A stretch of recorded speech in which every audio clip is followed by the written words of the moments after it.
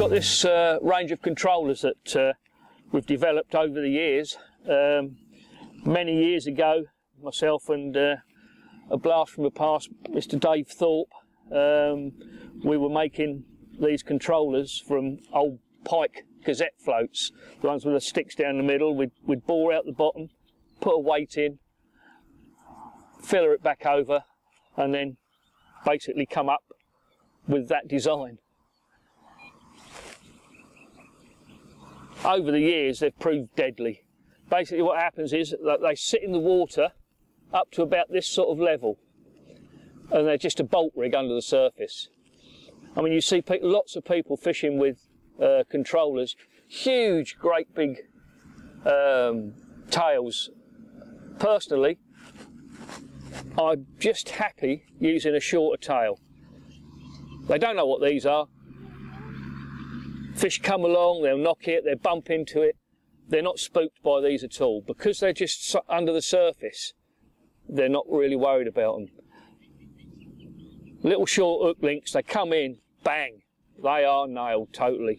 The beauty of these is if you're fishing in fairly weedy waters, the bigger one, because it's waggling around their heads, it disorientates them a bit, and you can actually get them in very easily across quite weedy areas. They don't seem to charge off at all with them.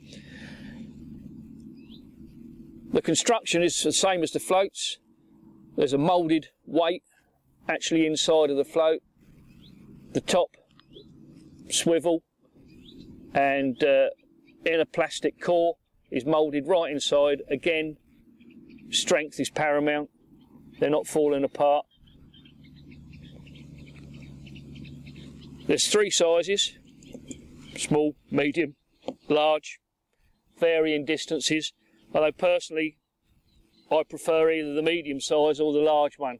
Again, for the reasons I was saying earlier, is that once they're set up and fish are hooked, they really do disorientate them, and you can get them in easy in pretty weedy conditions. Ash, I don't know if you want to have a quick look at these and then just show people how you fish them. So I think the easiest way with these is just to hook them, so they're quite simple. So with the egg itself, my setup is I just thread the egg on, and then what's actually supplied with them is one of these tail rubbers that we produce. So just thread the line through there. Okay, and then just simply the swivel. So if I just tie that on.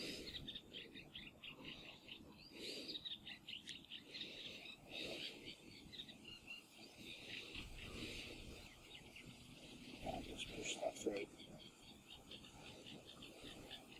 Wet the knot so it goes nice and tight down to the eye of the swivel.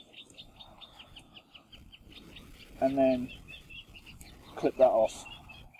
Then all I do with the tail rubber is come down to the swivel, push that on, so it then just goes onto the barrel like so,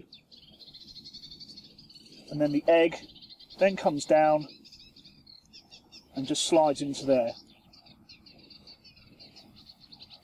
So what you then have there is a semi-fixed bolt rig.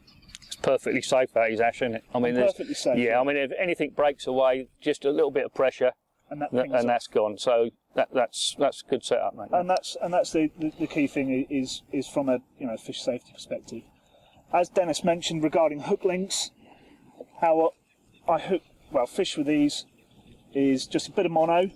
So you got the short shanks, yeah, the wide gape, size 8 MCF wide gape. And I've got there a trout pellet, but whatever your chosen hook bait is. Then just tie that on, really. Bit of wood's good. But how I would fish that, I mean, the maximum length I would use is that. I would not go any longer than that. And again, just tie it on. Yeah, it seems strange to me that people have this perception of using great big long tails on floater fishing, and yet on the bottom everybody goes down to the shortest hook link that they possibly can.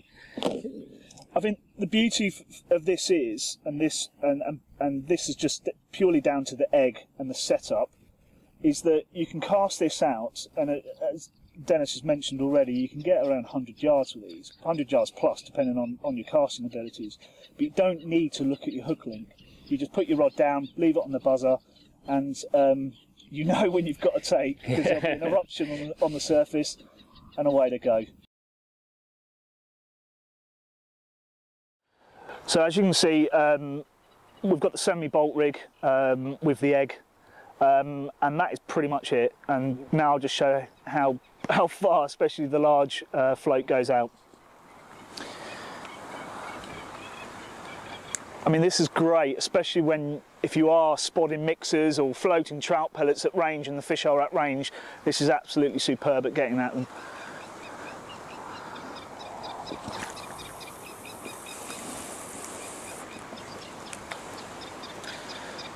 Okay.